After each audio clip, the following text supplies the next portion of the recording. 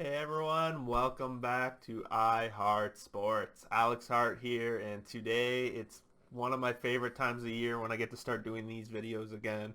It's MLB Division Preview time. We're going to kick things off the same way we do every year with the American League East. Going to start from the bottom based on projected rankings in Vegas, and we're going to work our way to the top. That means we're going to start again this year with the Baltimore Orioles. I know, as a surprise, the Orioles were not the worst team last year. They finished 25 and 35 and one win ahead of the Boston Red Sox. However, this year Vegas has them projected for 63 and a half wins. Taking a look at their starting lineup, there's a couple of the same names as last year. You got Cedric Mullins at the top with Trey Mancini, who's coming back from his cancer situation and missed all of last season. But then we kind of start seeing some new names with this roster. Cisco, Franco, Galvis, all sort of kind of new names in there. For me, this roster, the names don't really sound out, and with Freddie Galvis and Franco on this team, they're kind of like the Phillies from 3 years ago. I know there isn't a lot of hope for this team this year, and most people have them clear in the bottom of the American League East, potentially in the entire American League, but we still got to break this team down. They did bring in some new pitching with Felix Hernandez. However, again, they're really rough on the starting pitching. John Means projected to be their starting pitcher for the first game of the season, opening day. We got Keegan Akin. I'm not even sure who that is. Dean Kremer, I do know he is a big prospect for them, so they're going to be looking for him to make some steps this year. But overall, there isn't a lot of hope for this team this year. They're going to have another one of those long seasons.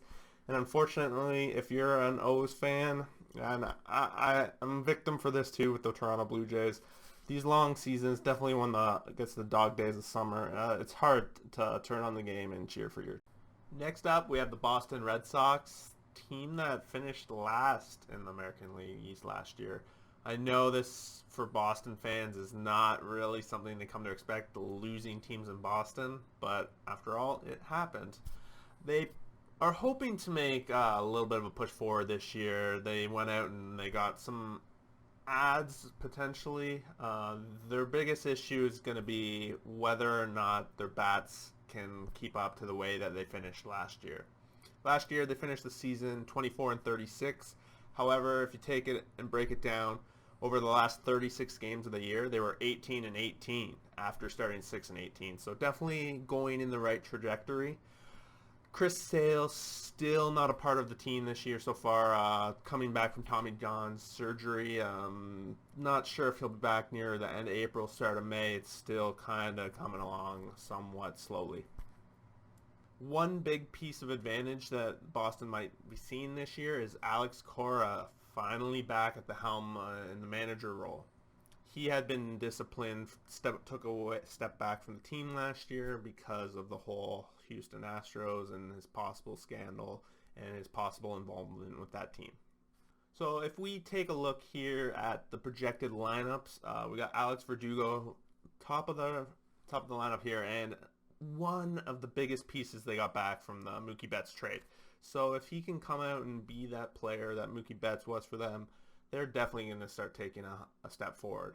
One key highlight here I want to make, Hunter Renfroe enters the lineup of this team, and I found this very interesting. I found this projected outline of what Hunter Renfroe's at-bats over the past few years in other stadiums, where they would land at Fenway. And if you can see, he's going deep to left field here, the Green Monster. A lot of them would at least hit the bottom of the Monster, bounce off into doubles where they would have been outs in other fields, or their home runs. So I'm really expecting Hunter Renfroe to have some sort of a breakout season. The biggest question mark though, however, for Boston is going to be this pitching that they have. Eduardo Rodriguez is slotted in at the top of this lineup. He has potential and can fit into that role. However, it falls off fairly quickly after that. Nathan Eovaldi is a Jekyll and Hyde kind of pitcher, and he has been for many years now. Martin Perez, he'll eat up your innings for you. He's been around the league for a long time, but how much gas is really left in that tank? That's really anyone's guess. They bring in Garrett Cole. not Garrett Cole. They bring in Garrett Richards, Nick Pivetta to add to the back end of their lineup, but these are, again, kind of guys that you can't count on consistently, at least in the past.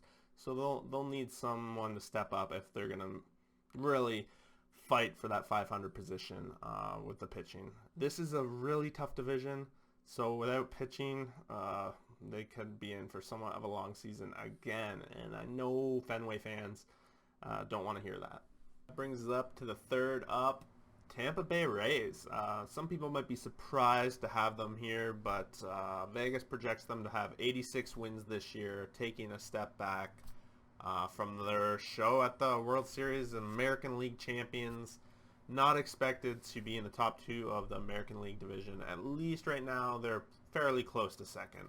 We'll get to that in a bit. Projected 86 wins after 40-20 last season, so a little bit of a step back. And of course, we can attribute to this basically to Snell being dealt away. They lost Snell. He went to San Diego. They lost Charlie Morton, who was arguably their second best pitcher at the time, so it's a big step back. Taking a look at Tampa's projected lineups here, if you take a look at their bats, it's really a lot of the same names. This seems to be the names that made it there last year. Randy Arozarena, gonna get that name wrong, but he was monster since coming up for them last year. They're hoping he can continue that trend this year. Still rookie eligible, so he has a chance to win Rookie of the Year because he came up so late last year. And really the one thing that most people are going to be looking forward to seeing this year is their rookie prospect, Wander Franco. He'll probably come up in May or whatever, whenever the time comes that makes him eligible. They want to keep him as long as possible. He's the #1 ranked rookie right now in the MLB, so keep your eyes out for him to make a start, crack this lineup sometime in May, June, whenever he becomes eligible through that area. So taking a look here at their projected rotation, obviously a clear hit, and this is really what the Tampa Bay season is going to hinge on. They made 3 signings here with Michael Wacha, Rich Hill, and they're bringing back fan favorite, maybe at least a Tampa Bay favorite, Chris Archer. He's coming back here as well, and they're hoping he can go back to his ways of the past. All 3 of these guys signed a 1-year contract, so whether they perform or not, they're at least likely be trade deadline deals that they can throw away should their season not go off the way it had expected.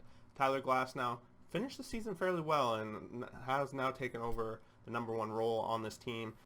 You also got Ryan Yarbrough, who started that whole bullpen style play, and he's still in this lineup, so we'll be looking to see if Kevin Cash runs the same kind of strategy, or whether, who knows, they still got that solid bullpen, Colin Hugh, all them back there, so excited to see what Tampa does, but like most people in the rising of the other 2 teams, solidly in 3rd place makes a lot of sense. Second, projected in the American League East, we got my team, Toronto Blue Jays. Sorry, you might see bias along the way here, but it is what it is. Everyone here is super excited for this season. It's probably the most excited we've been in a while. Young guys are all a year older. We made some huge signings in the offseason, and the starting pitching, they're all MLB names, at least for the first time in a long time. So let's get into it. Toronto projected to have 87 wins, which is only 1 more than Tampa Bay. So given that they played each other first round of the playoffs last year, it's no surprise that they're projected to still be neck and neck here and possibly fighting for a wild card spot along the way. They're coming off above 500 season, 32-28, although be it is COVID season. And the year before that, they were below 500. So this is one of those thresholds that people like to talk about. Above 500, below 500, is it going to go back? Is it going to go forward? We're hoping here in Toronto land that it's just a skyrocket to the moon. So that's a big part of it. Taking a look here, we're looking at the projected lineup, and this is right at the top of the lineup. You see the impact that they made in the offseason right away. George Springer one of the biggest signings Jays have had in a long time. I know people around here are super excited. Five-tool player really coming into Toronto. It's been a long time since we've made a free agent signing of this magnitude. They also signed Marcus Semien in, and that's a solid pickup for them. Big average, batting on top of the order, and it's just going to help protect some of these guys down the order. And you bring back Bo Bichette. You got Vladdy, who's 1 year older, even though he's still a very young guy. He's 1 year older, 22 years old now, a little bit more experienced. Can he get over that hump to be that player that we all hope and know that this man can be? This lineup is probably one of the strongest that I've seen in a long time for Toronto, and brings me back to when they had Donaldson, Tulo, and all that. And there's a lot of excitement around this team.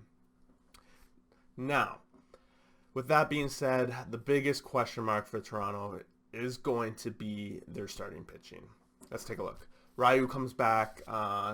He was pretty much their only good spot here last year. Nate Pearson, he's a rookie, but can he hang in the MLB? He hasn't shown that he's done it yet, so it's going to be a big question mark. And then we look at the bottom three here.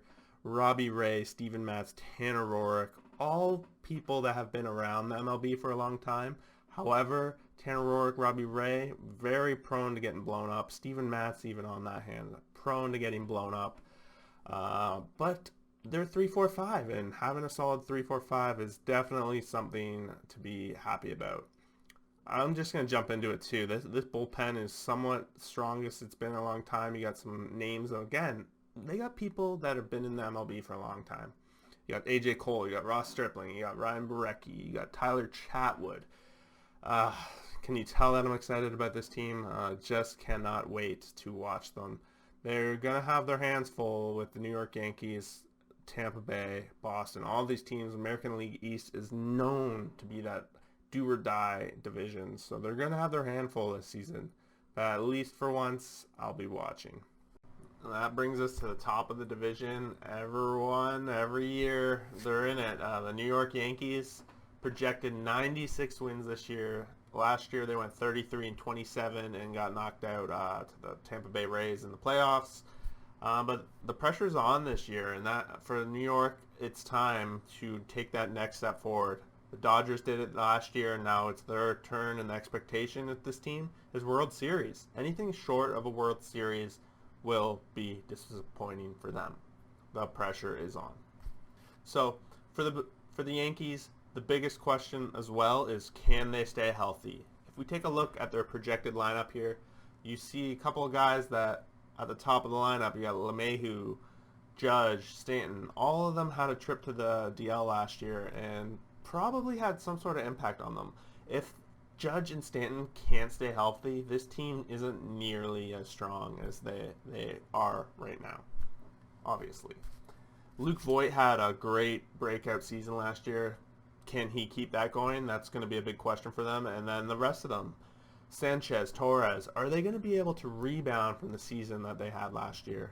Wasn't the greatest season. Sanchez wasn't the GOAT that he has been in the past. So the Yankees need people to step up. The expectation is World Series. Anything short is disappointment. Now, looking at their rotation, they have a little bit of changes here. Corey Kluber rolls in, and he kind of will fall into that same category. Can he stay healthy? Jameson Taillon is another guy who rolls in here. Has had potentially some good seasons in the past. Garrett Cole, clearly the number one rotation on here, and he was lights out for them last year.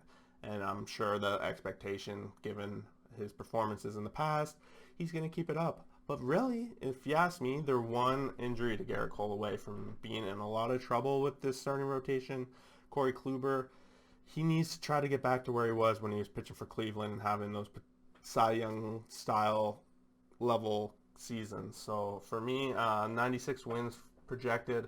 That's 9 wins more than Toronto Blue Jays and Tampa Bay. I'm not so sure that they're going to be on top that big. I think it's going to be a lot closer than this, but obviously they're the clear favorite at this point of the season, as long as their team stays healthy. And that's it. The American League East preview is complete, and there you have it. Baltimore Boston, Tampa Bay, Toronto, New York Yankees. I'm sure everyone watching this is excited to see how some of these teams are going to do in the season. Let me know what you guys think about what I said. What are your favorite parts for each team? What you're looking forward to? What you think might happen? Leave it down in the comments below and let me know what you think. Don't forget to hit that like button, subscribe to the video, and we'll see you again for the next one.